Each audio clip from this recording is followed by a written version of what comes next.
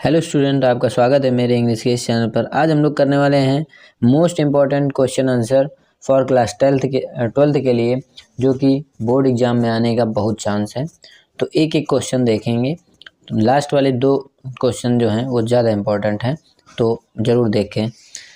तो what did Hamel say about the French language and it's important.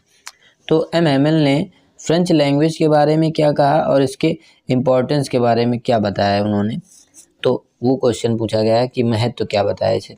तो उन्होंने कहा Hamel told them that the French was the most beautiful language in the world. उन्होंने बताया कि संसार की सबसे सुंदर भाषा जो है वो है French. It was the clearest and the most logical language. और यह एक ऐसी भाषा थी, सबसे स्पष्ट, क्लियरेस्ट मतलब स्पष्ट, मोस्ट लॉजिकल मतलब तर्क संगत, सबसे तर्क संगत भाषा थी। ही टोल्ड, उन्होंने बताया, them to keep it safe and never forget it. और उन्होंने ये भी कहा कि इसको हम सुरक्षित रखेंगे और कभी भूले ना, और इसे कभी हम भूले नहीं इस भाषा को।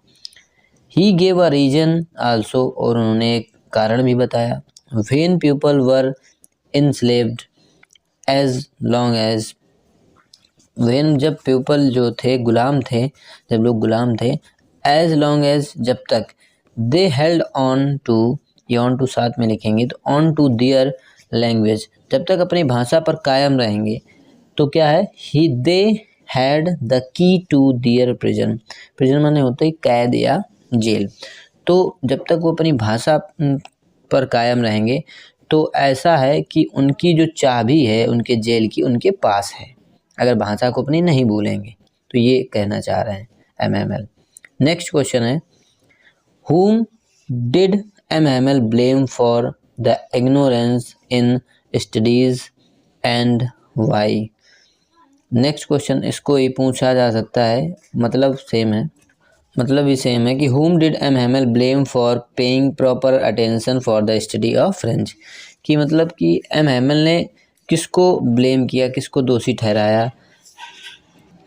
तो इसका आंसर होगा एमएमएल ब्लेम्ड हिमसेल्फ, उन्होंने अपने आप को ब्लेम किया, दोषी ठहराया, एज वेल एज और the parents for the ignorance of studies, और किसको, अपने आप को भी दोषी ठहराया और उनके पेरेंट माता पिता को भी दोषी ठहराया। इग्नोरेंस ऑफ स्टडीज़ मतलब कि जो अज्ञानता दिखाने के लिए पढ़ाई के प्रति, तो उन्होंने अपने आप को और उनके माता पिता को भी दोषी ठहराया।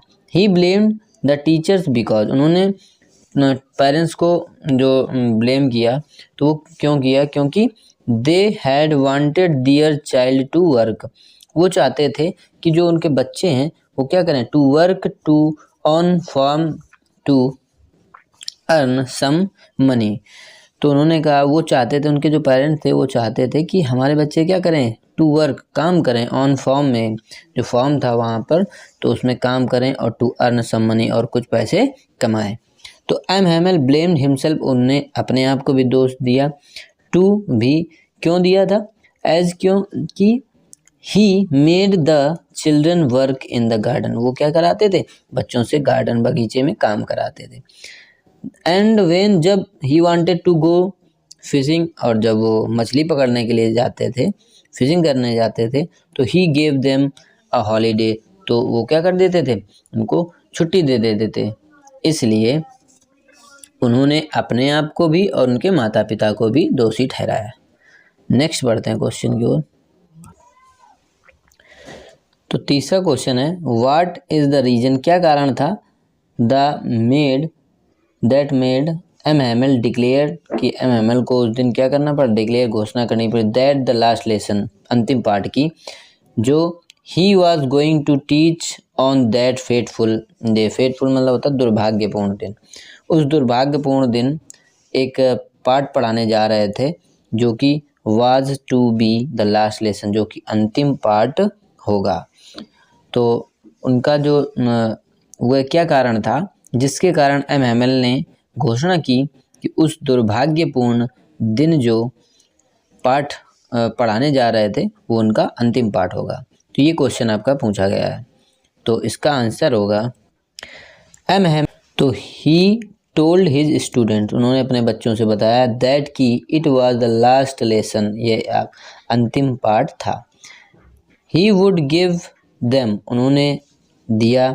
The order had come from Berlin, जो कि जो ऑर्डर क्या था, जो ऑर्डर आदेश आया था कम फ्रॉम बर्लिन, बर्लिन से आया था। To teach only German, order ये था कि जर्मन सिर्फ पढ़ाई जाएगी in the schools of Alsace and Lorraine, जो लॉरेन और अल्सास के स्कूल हैं तो वहाँ पर सिर्फ क्या पढ़ाया जाएगा, जर्मन पढ़ाया जाएगा, फ्रेंच नहीं पढ़ाई जाएगी। ये बर्लिन से आदेश आया था।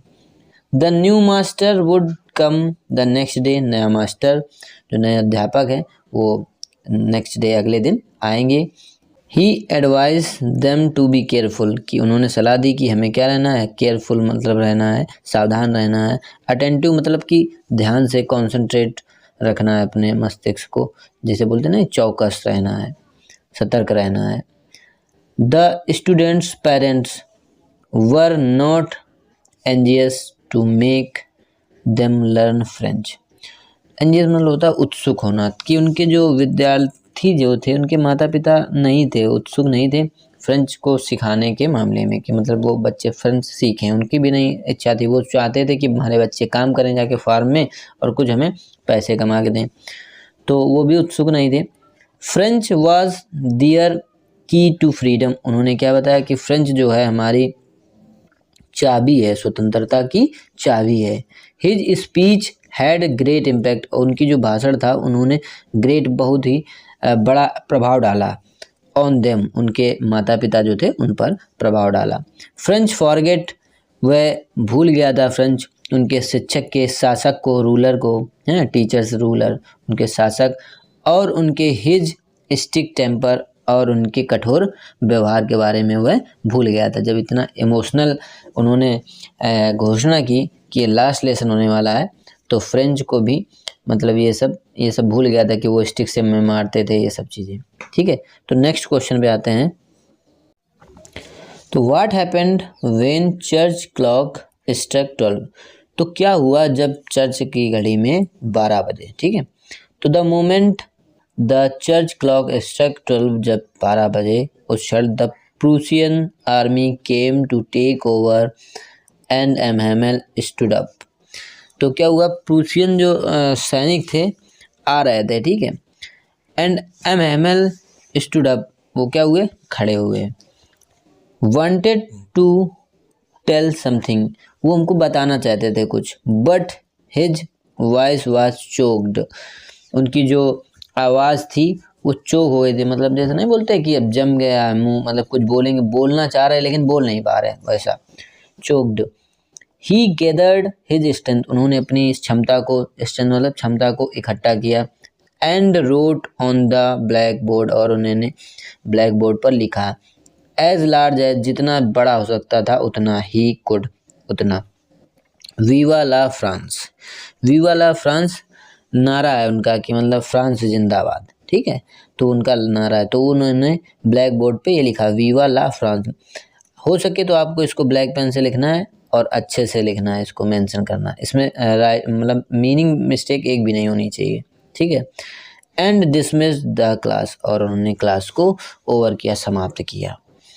तो जब 12 बजे थे तो ये हुआ था। ठीक है, अगला क्वेश्चन है, तो अगला क्वेश्चन है what change did the order from Berlin, जब ऑर्डर आया बर्लिन से केस इन स्कूल के लिए, दैट डे, उस दिन, तो चेंज क्या हुआ, क्या परिवर्तन आया, तो देयर वर नो नॉइसेस, वहाँ पर कोई भी शोर नहीं था।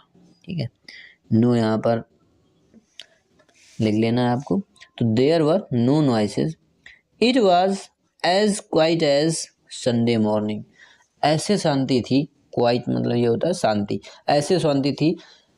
It was as quiet as Sunday morning, ऐसे शांति थी, क्वाइट माने होता है शांति, जैसे कि संडे की सुबह हो, मतलब रविवार की जो सुबह होती है, कोई बच्चा नहीं आता, ऐसे शांति थी। एमएमएल सैड इट, उन्होंने कहा, it would be his last lesson, यह अंतिम पाठ है। एवरीबडी लुक्ड सैड, सभी लोग कैसे दिख रहे थे? सैड दिख रहे थे।